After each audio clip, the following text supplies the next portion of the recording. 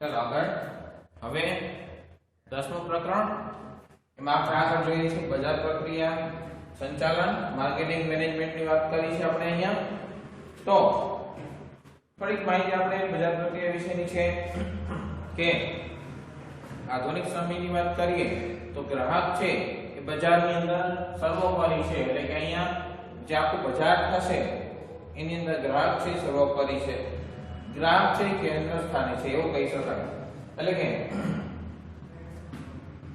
દરેક ઉત્પાદક છે પેઢી છે સંસ્થા છે કે કોઈ પણ છે તો એ કરશે શું તો એ શું કરશે એટલે કે જે ગ્રાહક છે એ ગ્રાહકને અનુરૂપ એટલે કે ગ્રાહક છે ગ્રાહકને અનુરૂપ એને જેવું જોઈએ છે એવી વસ્તુનું ઉત્પાદન કરશે કે જેથી કરીને એવા પ્રયત્નો કરે કે જેથી કરીને ગ્રાહક છે એને જે વસ્તુ જોઈએ છે સતત મળી રહે બીજું ઔદ્યોગિક ક્રાંતિ છે આપણા દેશની અંદર જેને કારણે પણ ઉત્પાદન છે એમાં ઘણા બધા ફેરફારો આવ્યા અને ઉત્પાદન ઝડપથી થવા લાગ્યું કારણ કે પાયાના અને ભારે ઉદ્યોગો આપણે શરૂઆતના આયોજન કાળમાં શરૂઆતમાં એને ઘણું મહત્વ આપ્યું જેથી કરીને ઉદ્યોગોનો વિકાસ થયો અને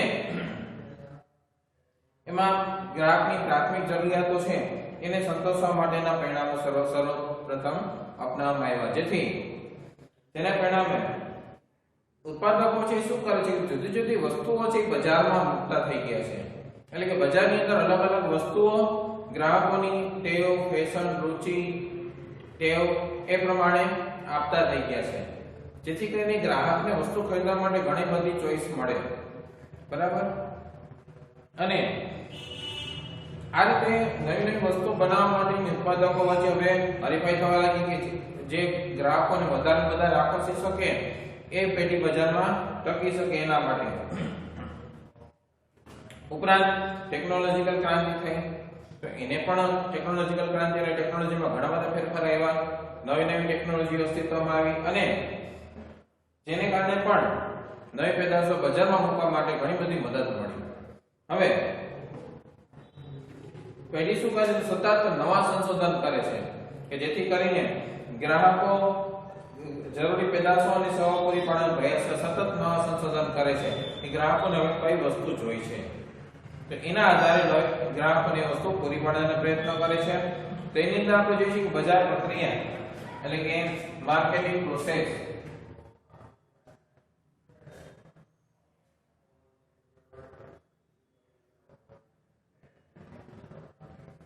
બજાર પ્રક્રિયા માર્કેટિંગ પ્રોસેસ એ આપણે કહીએ છીએ તો બજાર પ્રક્રિયામાં દરેક કાર્ય કેવી રીતે કરવું વધુ કાર્યક્ષમ રીતે જે કરી છે એના કરતાં વધારે કાર્યક્ષમતાથી નવીનતા અને અસરકારકતા સાથે કરવાના પ્રયત્નો કરવામાં આવે છે અહીંયા શું કરશો તો કે કોઈ પણ કાર્ય છે એને વધારે કાર્યક્ષમતાથી કરવાના પ્રયત્નો કરવામાં આવશે અને ગ્રાહકલક્ષી પેદાશો છે ગ્રાહકલક્ષી સેવાઓ છે એ ગ્રાહકો સુધી પહોંચાડવામાં મદદ કરે છે તો માનવીની જીવનશૈલી અને જીવન અંગેની દ્રષ્ટિ બદલતા તેની જરૂરિયાત પણ બદલતી જાય છે કારણ કે જીવનશૈલી બદલી છે પહેલા જે જીવન હતું એ જીવન કરતાં અત્યારના જીવનમાં ફેરફાર છે એની પદ્ધતિ બદલી છે જેને કારણે પણ તેની જરૂરિયાતો બદલતી જાય છે તો આ જરૂરિયાત એટલે આપણે ગ્રાહકો જ છીએ કોઈને કોઈ જગ્યાએ આપણે ગ્રાહક તો છે તો આ જે જરૂરિયાત છે જીવનશૈલી બદલી અને નવી વસ્તુની જે જરૂરિયાત ઊભી થઈ તો આ જરૂરિયાતો સંતોષવાનું મહત્વનું કાર્ય કોણ કરે છે બજાર પ્રક્રિયા ગ્રાહકોની જરૂરિયાતો સંતોષવાનું મહત્વનું કાર્ય કરે છે હવે બજાર પ્રક્રિયા એટલે શું કે ઉત્પાદન કરતી પેઢીઓ કે સેવા આપતી સંસ્થાઓ ભવિષ્યમાં ગ્રાહકોને કેવા પ્રકારની વસ્તુની જરૂરિયાત હશે કે ભવિષ્યમાં વસ્તુ કે સેવા ગ્રાહકોને કેવી જોઈએ છે એનું એક અનુમાન કરે છે બરાબર અને તેના આધારે પેદાશો છે અથવા તો સેવાઓ છે એનું સર્જન કરે છે કે બજાર પ્રક્રિયાની અંદર પહેલા શું કરે છે એટલે કે જોવે છે કે બજારમાં ગ્રાહકોને કઈ વસ્તુ જોઈએ છે કઈ વસ્તુ આકર્ષી શકશે એ પ્રમાણે બજારની અંદર એ સંશોધન કરે છે અનુમાન કરે છે ને પછી એના આધારે ઉત્પાદન કરે છે તો બજાર પ્રક્રિયામાં નક્કી કરેલ ગ્રાહકની જરૂરિયાત મુજબ ગ્રાહક સમૂહની જરૂરિયાતો સાથે જે તે પેદાશ મિશ્ર સાથે બેસવાની પ્રક્રિયા કરે છે પેદાશ મિશ્ર એટલે શું થશે તો કે અલગ અલગ પેદાશોનો સમૂહ. કારણ કે દરેક ગ્રાહક એક જ સરખી વસ્તુની માંગ કરે એવું જરૂરી નથી. અલગ અલગ ગ્રાહક પોતાની માનસિકતા, પોતાની જરૂરિયાત, પોતાના આર્થિક સ્થિતિને આધારે અલગ અલગ વસ્તુની માંગ કરશે. એટલે કે અલગ અલગ પેદાશો આપણે બનાવવી પડશે અને પેદાશ મિશ્ર આપણે કહીએ છીએ. તો બજાર પ્રક્રિયામાં આ વસ્તુ થાય છે. ગ્રાહકને અનુલક્ષીને પેદાશોનું સ્વરૂપ નક્કી કરવામાં આવે છે.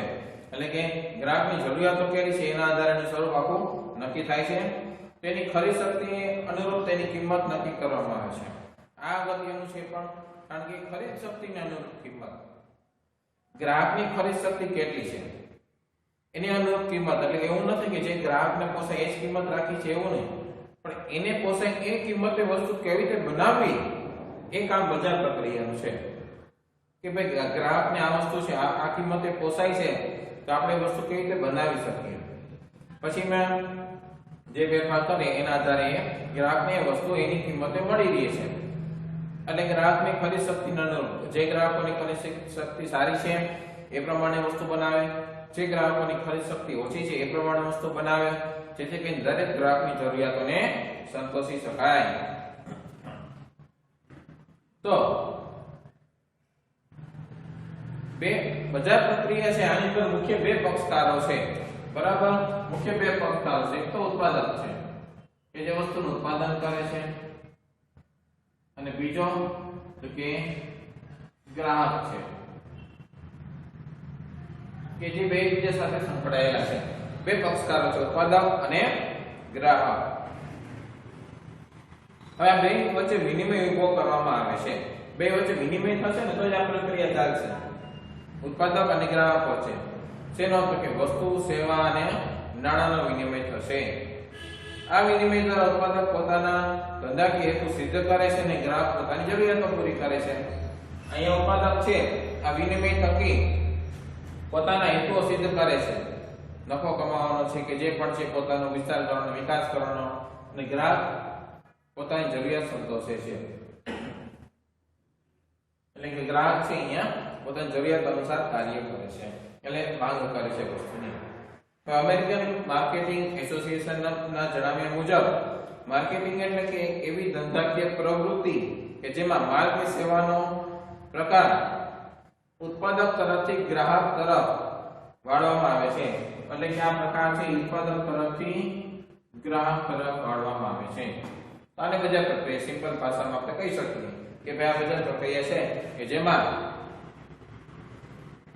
માલ કે સેવાનો પ્રકાર ઉત્પાદક તરફથી ગ્રાહક તરફ વાળવામાં આવે છે, જેને બજાર પ્રક્રિયા કહેવામાં આવે છે. બજાર પ્રક્રિયાને આપણે આકૃતિ દ્વારા જોવું હોય તો જોઈ શકીએ છીએ કે બજાર પ્રક્રિયા છે તો જેમાં બજાર મિશ્રની આપણે વાત કરી છે. તો બજાર મિશ્ર છે એના આધારે આપણે આખી બજારની પ્રક્રિયા છે સમજી શકીએ છીએ. એટલે એ બજાર પ્રક્રિયા અહીં આપણે જોઈએ અને બજાર મિશ્રણને આધારે આખી પદ્ધતિ આપણે સમજી શકીએ છીએ. એટલે કે બજાર પદ્ધતિને આધારે આપણે આખી પેદાશ મિશ્ર છે એની માહિતી આપણે મેળવી શકીએ છીએ. એટલે પેદાશ મિશ્ર શું છે અગત્યનું છે જાણવું, કારણ કે એ જાણ્યા વગર આપણે બજાર વિશેની સંપૂર્ણ માહિતી નહીં મેળવી શકીએ. એટલે પેદાશ મિશ્ર છે એ અગત્યનું બની જાય છે.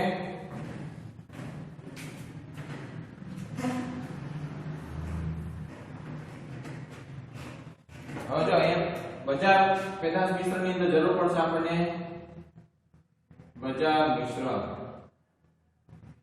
એ શબ્દ આપણે હમણાં પહેલા આવી ગયો.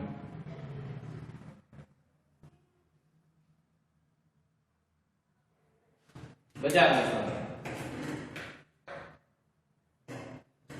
હવે અહીંયા શું થશે બજાર મિશ્રમાં? તો કે આપણે શું કીધું તો કે બજાર મિશ્રમાં કોણ હશે? તો કે એક તો હશે ઉત્પાદક. અને બીજું કોણ હશે? તો કે ગ્રાહક.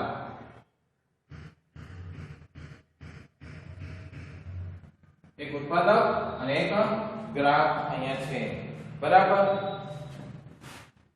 આમ જોઈએ તો આ બે પ્રક્રિયાઓ છે એ બજાર ઉપર આધારિત છે.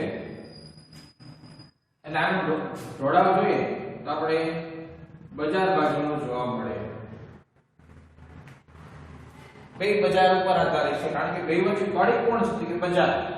ઉત્પાદક બજારમાં વસ્તુ વેચે છે, ગ્રાહક બજારમાંથી વસ્તુ ખરીદે છે, એટલે કે બે ની વચ્ચે કડી છે એ બજાર છે. હવે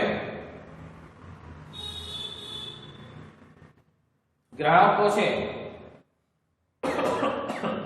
એમાં આપણે વાત કરી કે ગ્રાહકો છે અહીંયાથી આપણે જોઈએ તો વિતરકો આવે કે જે સંદેશાવ્યવહાર છે, વિનિમય છે. વિનિમયની આપણે વાત કરીએ છીએ કે વિનિમય ઉભો કરવો, બે વચ્ચે વિનિમય ઉભો કરવો,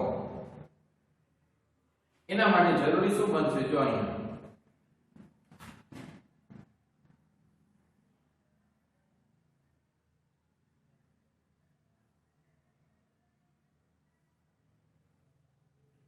બરાબર. તો અહીંયા પેદાશ, કિંમત, વિતરણ વ્યવસ્થા અને અભિવૃદ્ધિ.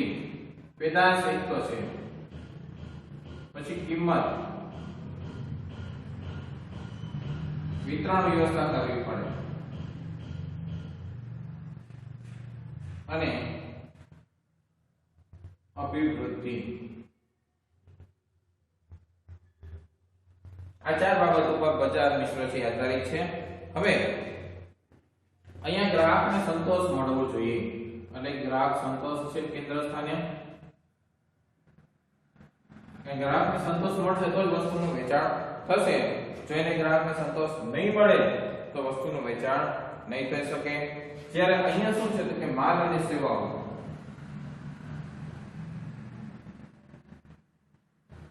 તો માલ અને સેવાઓથી ગ્રાહકને સંતોષ મળશે. બરાબર. હવે ગ્રાહકો છે તો એમની વચ્ચે અહીંયા આપણે કીધું કે વિતરણ વ્યવસ્થા છે એટલે કે વિનિમય ઉભો કરવાની વાત આપણે કરેલી હતી. અહીંયા વિનિમય ઉભો કરવો,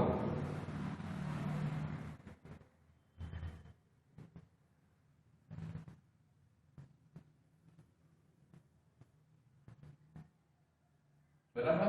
વિનિમય ઉભો કરવો કારણ કે જો આ વિનિમય થશે ને આ બે વચ્ચેનો તો જ એકબીજાને હેતુઓ છે, લક્ષ્ય છે અને જરૂરિયાતો છે એ પૂરી થશે. એના સિવાય ઉભો જે વિનિમય ઉભો નહીં થાય તો આ કોઈની પણ જરૂરિયાત છે કે હેતુ છે એ સિદ્ધ થઈ શકશે નહીં.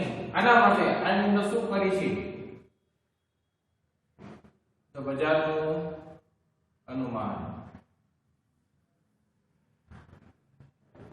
બજારનું અનુમાન લગાવીએ છીએ.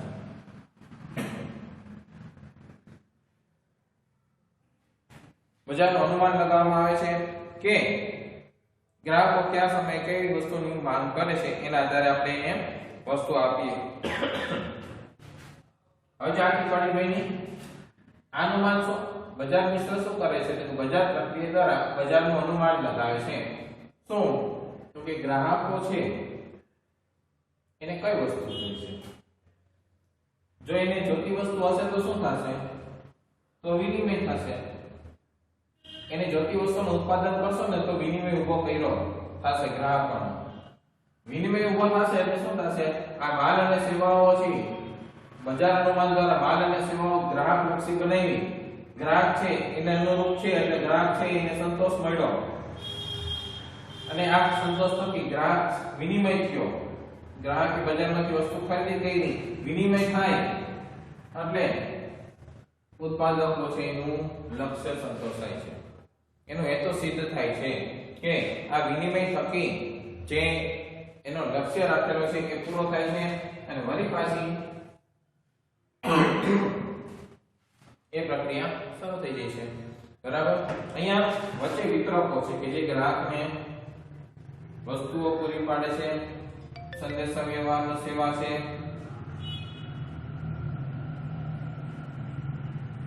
જેના થકી આ વિનિમય થાય છે. વિતરકો અને સંદેશા વ્યવહાર થકી આ વિનિમય થશે. વિતરકો શું કરશે ઉત્પાદકો પાસેથી વસ્તુ લઈ અને ગ્રાહકોને આપશે અને વિનિમય ઉભો કરશે.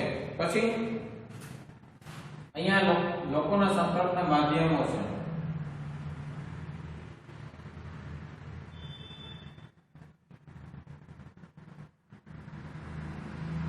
સંદેશા વ્યવહાર છે એ લોકોના સંપર્કનું માધ્યમ છે. પછી ઉત્પાદકની પહેલા કોણ આવશે તો કે એને કાચો માલ અને જે બીજી અન્ય સેવાઓ છે એ પૂરી પાડનારા, કાચો માલ અને સેવાઓ પૂરી પાડનારા. એટલે આખી બોડી બની ગઈ. આ તો જો સૌથી પહેલા શું કરશે કે બજારનું અનુમાન લગાવશે ઉત્પાદકો કે ગ્રાહકોને શું જોઈશે. તે શેના દ્વારા ખબર પડશે તો કે બજાર સંશોધન, બજાર પ્રક્રિયા શેના દ્વારા ખ્યાલ આવશે. પછી અહીંયાથી ગ્રાહકોને સંતોષ થાય એ વસ્તુનું ઉત્પાદન કરશે. ઉત્પાદન કર્યા પછી વિતરકો છે એ ગ્રાહકો સુધી પહોંચાડવાનું કાર્ય કરશે. જેના માટે અલગ અલગ એના પાસે સંપર્કના માધ્યમો છે, સંદેશાવ્યવહાર છે કે અન્ય કોઈ માધ્યમ ગ્રાહક સુધી આ વસ્તુ પહોંચાડશે. ગ્રાહકને જો સંતોષ થશે તો વિનિમય થશે. વિનિમય થશે એટલે કે ઉત્પાદકો છે એને પાછો માલ બનાવવાની જરૂરિયાત પડશે. એટલે કાચો માલ અને સેવા પૂરી પાડનાર છે એની જરૂરિયાત પડશે. ઉત્પાદક ઉત્પાદન કરશે, ફરી પાછું ગ્રાહકોને મોકલશે. એટલે આ જે કડી છે, ચેન છે એ સતત ચાલ્યા રાખશે. બરાબર. એટલે આખી બજાર પ્રક્રિયાની એક ચેન છે, કડી છે એ શરૂ થઈ ગઈ છે કે જેના દ્વારા વિનિમય છે એ થઈ શકે છે. હવે જો શ્રી કપૂર અને આઇકોબુકીના જણાવ્યા મુજબ માર્કેટિંગ એ ગ્રાહકો અને પેઢીઓ વચ્ચે થતો પારસ્પરિક વિનિમય છે. જો બધાની માહિતી આમાં આવી જશે. ઉત્પાદકો અને ગ્રાહકો અને પેઢીઓ વચ્ચે, ગ્રાહકો અને ઉત્પાદક એટલે કે પેઢીઓ વચ્ચે થતો પારસ્પરિક વિનિમય છે. પછી સ્ટેન્ટનના જણાવ્યા મુજબ માર્કેટિંગ એવી ધંધાકીય ઉદ્દેશો પાર પાડવાની પદ્ધતિ છે કે જેમાં જરૂરિયાત સંતોષી શકે તેવી પેદાશોનું નક્કી કરેલા ગ્રાહકો માટે આયોજન કરવું, તેનું કિંમત નિર્ધારણ કરવું, તેને બજારમાં મૂકવી અને તે વસ્તુ ગ્રાહકોને જોઈએ એ સમયે એને પૂરી પાડવી એનો મુખ્ય ધ્યેય હોય છે. પછી શ્રી ફિલિપ કોટલર શું જણાવે છે કે માર્કેટિંગ એ એવી સામાજિક પ્રક્રિયા છે કે જેમાં વ્યક્તિગત જૂથો તેમની જરૂરિયાત મુજબ મૂલ્યવાન પેદાશોનું સર્જન કરી, રજૂઆત કરી અને સ્વતંત્ર રીતે વસ્તુ કે સેવાઓનો વિનિમય કરે છે. અહીંયા વસ્તુ અને સેવાઓનો જે વિનિમય થાય છે, મુખ્ય વસ્તુ શું છે? વિનિમય. અને આનાથી શું થશે? આખી પ્રક્રિયા ચાલશે. પ્લસ ઉત્પાદકો છે પેદાશ એટલે કે ઉત્પાદન કરે છે, પછી ગ્રાહકને સંતોષ આપી શકે એવી કિંમત નક્કી કરે છે. આ થઈ ગયા પછી આ કિંમત નક્કી કરી, આ પેદાશ બનાવ્યા પછી વિતરણ વ્યવસ્થા કરે છે કે ગ્રાહકને આ વસ્તુ કઈ રીતે પહોંચાડવી અને પોતાનું જે પછી બેની અભિવૃદ્ધિ થશે. ઉત્પાદક છે એનો હેતુ સિદ્ધ થશે, ગ્રાહક છે એની માંગ પૂરી થશે. એટલે આ આખું બજાર પ્રક્રિયાનું ચાર્ટ હતો. હવે એના કાર્યો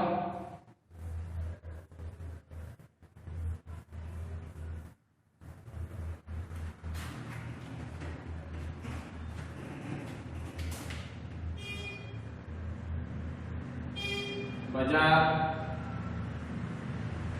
પ્રક્રિયાના કાર્યો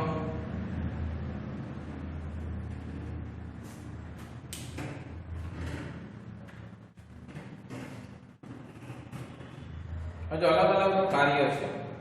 આમ તો જોઈએ 15 કાર્ય છે અલગ અલગ. બરાબર. જેમાં પહેલું છે બજારીય સંશોધન. પહેલું કાર્ય શું છે? બજારીય સંશોધન.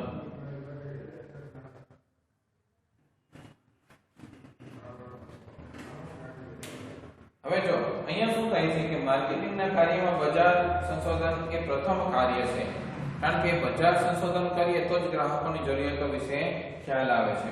તો સરળ રીતે કહી શકાય કે આ પ્રક્રિયામાં ગ્રાહકો વિશે માહિતી મેળવવામાં આવે છે કારણ કે અહીંયા શું થાય છે કે બજારની અંદર સંશોધન થાય છે. સંશોધન કોનું? તો કે ગ્રાહકોની જરૂરિયાતો. અહીંયા ગ્રાહકોની જરૂરિયાતોનું સંશોધન કરવામાં આવે છે.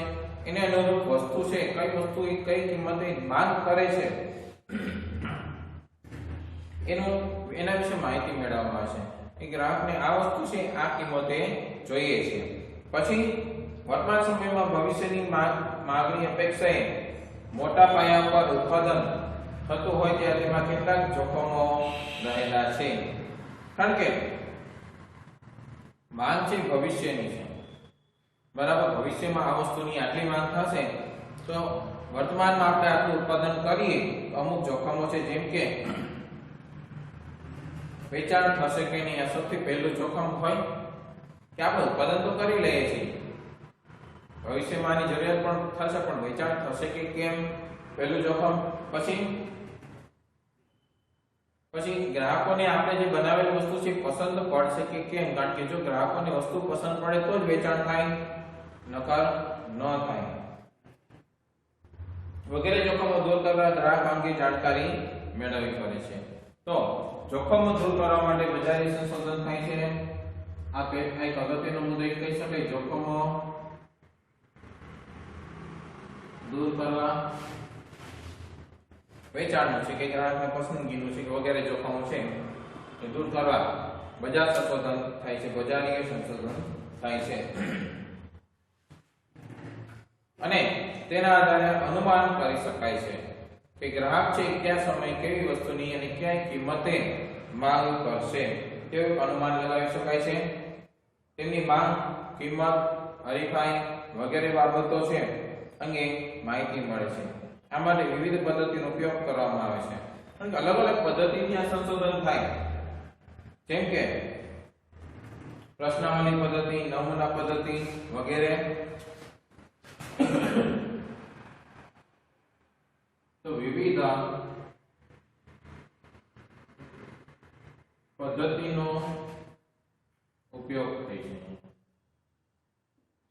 પ્રશ્નાવલી, નમૂના વગેરે જે પદ્ધતિ છે એનો ઉપયોગ કરી અને ગ્રાહકો વિશે માહિતી મેળવવામાં આવે છે. પછી બીજું છે કે બીજું કાર્ય માલનું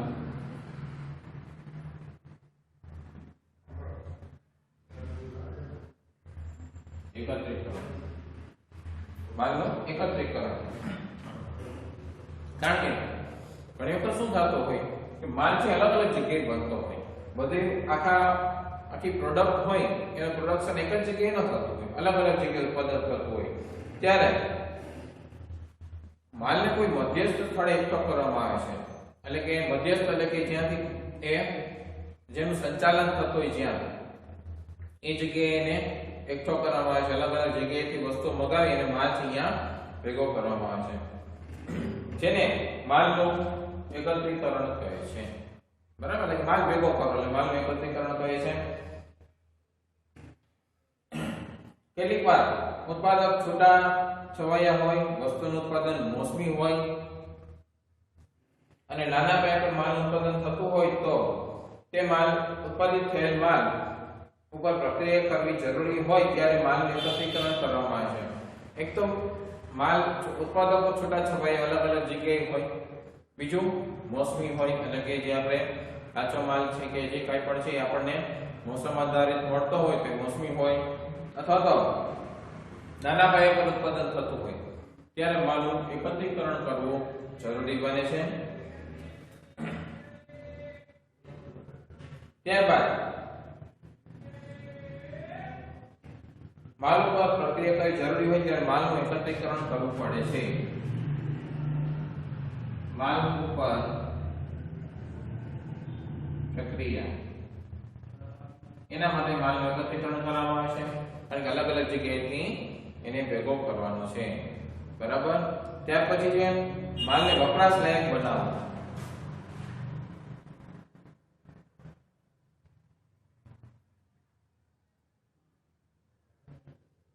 માલને વપરાશ લાયક બનાવવો, કારણ કે જો આ પ્રક્રિયાથી માલનું એકત્રીકરણ તો આપણે કરી લીધું, પછી તો કે માલને વપરાશ એના પર પ્રક્રિયા કરવી પડે. આપણે અહીં કીધું કે પ્રક્રિયા કરી પછી શું થશે? માલ છે વાપરવા લાયક બનશે, એટલે કે માલને વપરાશ લાયક બનાવવો આપણો બજાર પ્રક્રિયાનું ત્રીજું કાર્ય છે.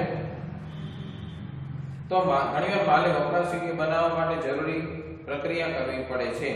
આ પ્રક્રિયાઓ સામાન્ય રીતે કાચા માલના સ્થાને જ કરવામાં આવે છે. કાચા માલનો સંગ્રહ સ્થાન છે, અહીંયા જ આ પ્રક્રિયા કરવામાં આવે છે.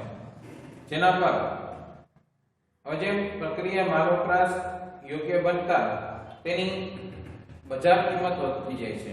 કે માલ છે વપરાશ યોગ્ય બને એટલે બજાર કિંમત વધે, કારણ કે પ્રક્રિયા થઈ ન હોય.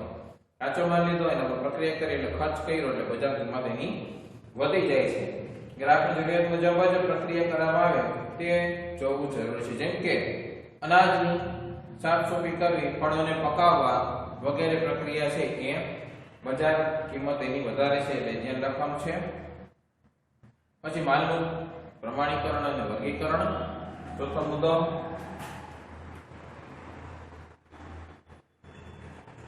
માલનું પ્રમાણીકરણ અને વર્ગીકરણ. તો માલ જે આપણે બનાવી છે એની વાત છે. તો માલનું પ્રમાણીકરણ એવી પ્રક્રિયા છે કે જેમાં માલ અંગેનો માલ કેવો હોવો જોઈએ તેના ધારક ધોરણો નક્કી કરવામાં આવે છે. કે ગ્રાહકને આપણે બજાર સંશોધન કર્યું એટલે ખ્યાલ આવી ગયો ગ્રાહકને કેવો માલની જરૂરિયાત છે. તો અહીંયા પ્રમાણીકરણ એટલે શું થાય કે ધારક ધોરણ નક્કી કરે છે કે માલ કેવો હોવો જોઈએ કે જેથી કરીને ગ્રાહકને પસંદ આવે. પછી તેના રંગ, રૂપ, ગંધ, સ્વાદ, આકાર, પેકિંગ વગેરેમાં બધું ઉપર ધ્યાન આપવામાં આવે છે. તો ઘણી પેદાશોમાં સરકારી પ્રમાણીકરણ પણ જરૂરી બને છે, કારણ કે ઘણી બધી ઉત્પાદક વસ્તુ એવી છે કે જેમાં સરકારનું પ્રમાણપત્ર મેળવવું જરૂરી બને છે. વર્ગીકરણનું કાર્ય પ્રમાણીકરણની સાથે જ કરવામાં આવે છે. વર્ગીકરણમાં જુદી જુદી ગુણવત્તાવાળો માલ અલગ વર્ગીકૃત કરવામાં આવે છે. વર્ગીકૃત એટલે અલગ અલગ પાડવું. તો જુદી જુદી ગુણવત્તાવાળો માલ છે અલગ અલગ વર્ગીકૃત કરવામાં આવે છે અને તેથી માલના વર્ગની કિંમત નક્કી થાય છે. તેથી જો માલના વર્ગની કિંમત એટલે કે માલ છે કયા વર્ગનો છે, કેટલી ગુણવત્તાવાળો છે, કેટલા પેકિંગ વાળો છે એના આધારે એની કિંમત નક્કી થાય છે અને ગ્રાહકો પાસેથી યોગ્ય કિંમત વસૂલી શકાય છે. એટલે કે યોગ્ય કિંમત કે જે યોગ્ય હોય, ગ્રાહકોને પણ પોસાય અને ઉત્પાદકોને પોસાય એવી કિંમત વસૂલી શકાય છે. માલના વર્ગીકરણ અને પ્રમાણીકરણના કાર્યને કારણે ગ્રાહકોનો પેદાશની ગુણવત્તા ઉપર વિશ્વાસ વધે છે. કારણ કે પ્રમાણીકરણ કરાયું હોય ને અમુકમાં, જેમ કે સરકારી પ્રમાણીકરણ ISI નું જે માર્ક છે સરકારનો ઇલેક્ટ્રોનિક વસ્તુઓ માટે એ કરાયું હોય, કોઈ ISO નું સર્ટિફિકેટ હોય કે પછી એની કોઈ માપદંડો હોય તેના આધારે પ્રમાણીકરણ થાય, જેથી કરીને એ જોતાની સાથે જ ગ્રાહકોનો એના પર વિશ્વાસ વધી જાય છે. અને ભારતમાં ખેત પેદાશોનું વર્ગીકરણ કેન્દ્ર સરકારનું બજાર ખાતું કરે છે. ઔદ્યોગિક ઉત્પાદનોનું વર્ગીકરણ ભારતીય પ્રમાણ સંસ્થા BIS કરે છે. BIS માર્ગ આપણે કહે છે, બરાબર. તો એ ઔદ્યોગિક સંસ્થા છે, ઔદ્યોગિક ઉત્પાદનોનું વર્ગીકરણ કરે છે, એ BIS કરે છે. તો અલગ અલગ જે માપદંડો છે એ આ વર્ગીકરણ કરે છે. પછી માલ પર નિશાની કરવી. ત્યાર પછીનું કાર્ય આ નિશાની ઉત્પાદકના માલને હરીફોના માલથી અલગ પાડે છે. કઈ પણ વસ્તુ જો માલ પર નિશાની કરી હોય ને તો ઉત્પાદકનો માલ છે, કારણ કે એના જેવો તો બીજા બજારમાં ઘણા ઉત્પાદન કરતા હશે, તો એને બીજા માલથી અલગ પાડે છે.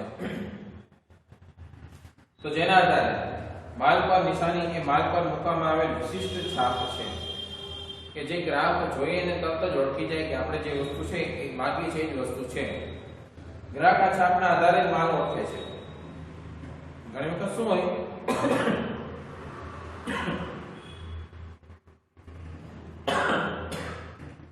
કે ગ્રાહક છે એ વસ્તુ છે એ છાપના આધારે ઓળખતો છે. એટલે કે ઘણી વખત ગ્રાહક છે એ કાં તો બહુ શિક્ષિત ન હોય અથવા તો ઉતાવળ હોય, તો એ રીતે માલનું વર્ગીકરણ જે જોવું હોય, જે શિક્ષિત ન હોય, વાંચી ન શકતા હોય, કોઈ કારણસર તો એ વસ્તુની જે છાપ છે એ જોઈને વસ્તુ ખરીદી શકે છે, તો એ ગ્રાહકોને છેતરવા નથી દેતા, જેથી કરીને ગ્રાહક એ જ વસ્તુનો ઉપયોગ કરી શકે અને એના આધારે વસ્તુને ઓળખે છે ગ્રાહક. નિશાનીના કરેલ માલને કારણે ગ્રાહકો પડતા માલથી છેતરાતા નથી. એના જેવા બીજા માલ હોય પણ એનાથી છેતરાતા નથી, કારણ કે આ નિશાની વાળો એને માલ લીધો છે અને નિશાની કરેલ માલની જાહેરાત સરળતાથી કરી શકાય છે. નિશાની કરેલ માલ ગ્રાહકોમાં પેદાશની ગુણવત્તાની ખાતરી આપે છે, કારણ કે પેદાશ છે એમાં કઈ ગુણવત્તાનો ઉપયોગ કરવામાં આવ્યો છે એ નિશાનીના આધારે નક્કી થાય છે, એટલે કે એની ખાતરી મળે છે. ઘણીવાર ઉત્પાદક પોતાના માલને પણ નામ પણ આપે છે, કારણ કે અલગ અલગ એક જ કંપનીની અલગ અલગ પ્રોડક્ટ હોય તો અલગ અલગ નામ આપે, જેથી કરીને ગ્રાહક એને ઓળખી શકે. નિશાની એક જ હોય પણ એનું અલગ અલગ નામ પણ આપે છે, જેને બ્રાન્ડ કહેવામાં આવે છે. એ બ્રાન્ડની વસ્તુ હોય એટલે ગ્રાહક તરત ખરીદી કરે, અને કદાચ એ બ્રાન્ડની બીજી વસ્તુ પણ હોય તો ગ્રાહક તરત ખરીદી કરશે, કારણ કે એના વિશેની માહિતી છે, ગ્રાહક એનાથી પરિચિત છે. એટલા માટે બ્રાન્ડમાં કોઈ પણ નામ, નિશાની, નંબર, ઉત્પાદકનું નામ કે ચિત્ર લઈ શકાય છે. એના માટે કોઈ એવું નથી કે ભાઈ આ જ વસ્તુ લેવી, ગમે તે વસ્તુ લઈ શકાય છે. કિંમત નિર્ધારણ, ત્યાર પછીનું કાર્ય. ઉત્પાદક પોતાના ઉત્પાદન અંગે વિવિધ પ્રકારના ખર્ચના અંદાજો મેળવે છે, કે જે આ પ્રકારનું ઉત્પાદન કરવું હોય તો આ પ્રકારનો એમાં ખર્ચ થશે.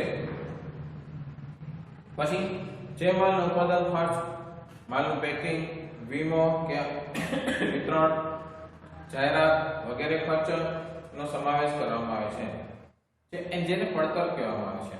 કે પડતર એટલે કે કેટલામાં આ વસ્તુ પડે છે, એના ઉપર કેટલો ખર્ચ કરવો પડે છે, એના આધારે એ નક્કી થાય છે, તો એને પડતર તરીકે ઓળખવામાં આવે છે. આ પડતરમાં જરૂરી નફાની રકમ ઉમેરી વેચાણ કિંમત નક્કી કરવામાં આવે છે, કારણ કે પડતર નક્કી થાય ને એના ઉપર એનો નફો ચડે, ઉત્પાદકનો નફો છે લગાવે, અને પડતર પ્લસ નફો એટલે કે વેચાણ કિંમત નક્કી થાય છે. બરાબર. તો કિંમત નિર્ધારણ કરતી વખતે વસ્તુની માંગ અને હરીફની કિંમતને પણ ધ્યાનમાં લેવામાં આવે છે. વસ્તુની માંગ કેટલી છે અને હરીફોની આ જ વસ્તુનું માલ છે એ કેટલા કિંમતમાં વેચે છે એ પણ જોવામાં આવે છે, એટલે કે બે વસ્તુ ધ્યાનમાં રાખવામાં આવે છે. પેકિંગ પહેલા કિંમત નિર્ધારણ એટલા માટે જરૂરી છે કે કાયદા અનુસાર વસ્તુની પેકિંગ પર કિંમત છાપવી ફરજિયાત છે, કારણ કે પેકિંગ થાય એના પહેલા એની કિંમત એની નક્કી હોવી જોઈએ અને આ જ કિંમત એમાં છાપવી જોઈએ. શું કામ? કારણ કે કાયદાએ એવું નક્કી કર્યું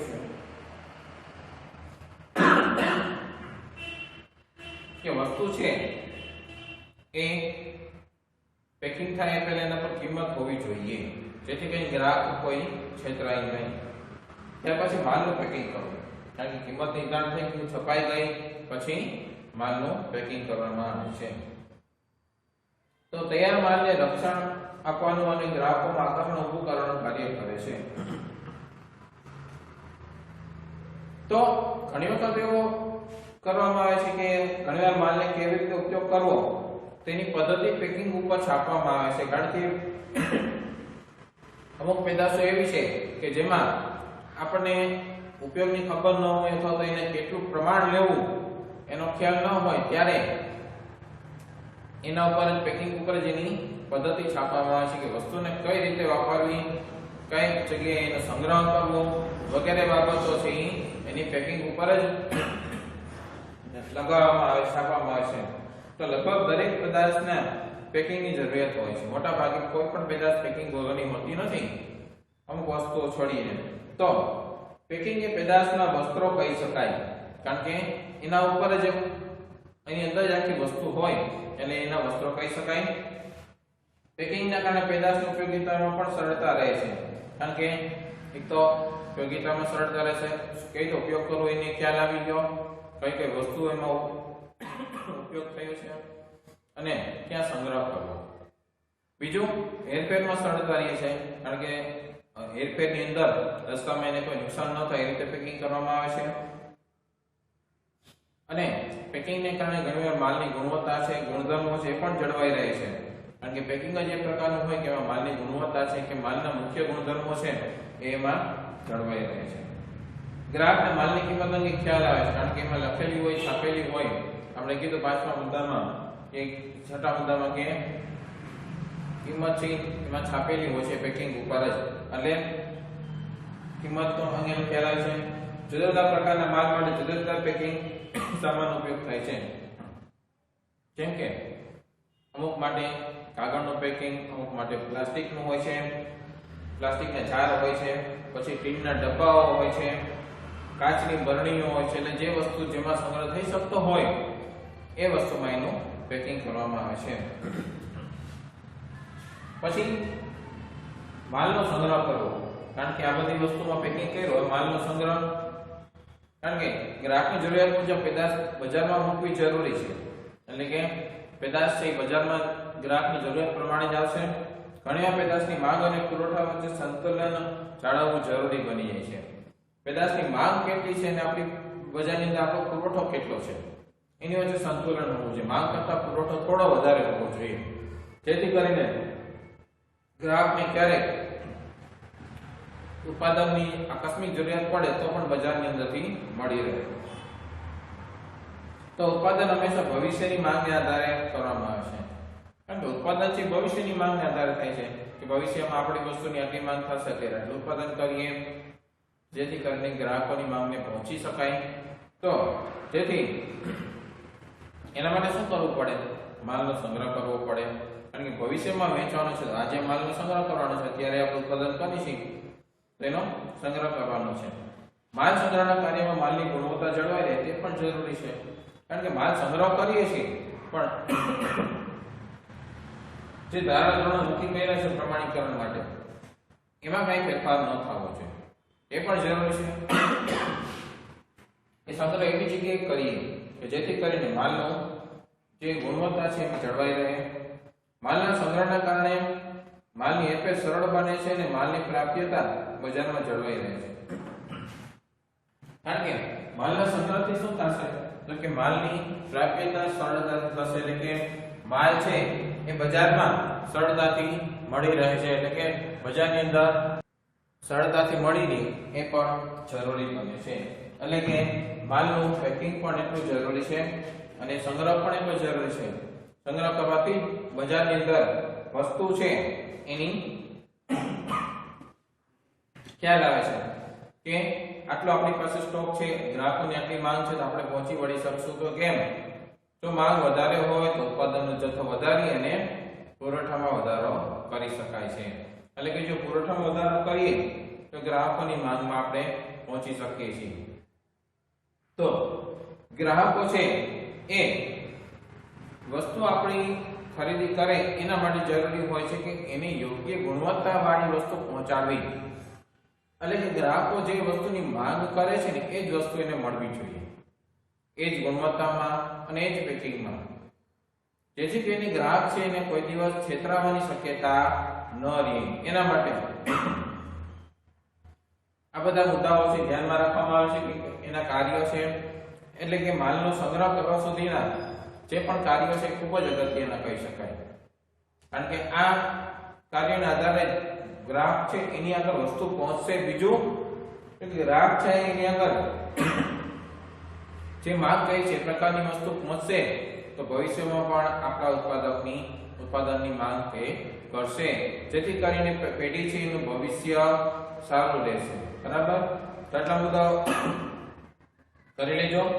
બાકીના મુદ્દાઓ છે આપણે નેક્સ્ટ લેક્ચરની અંદર જોશું.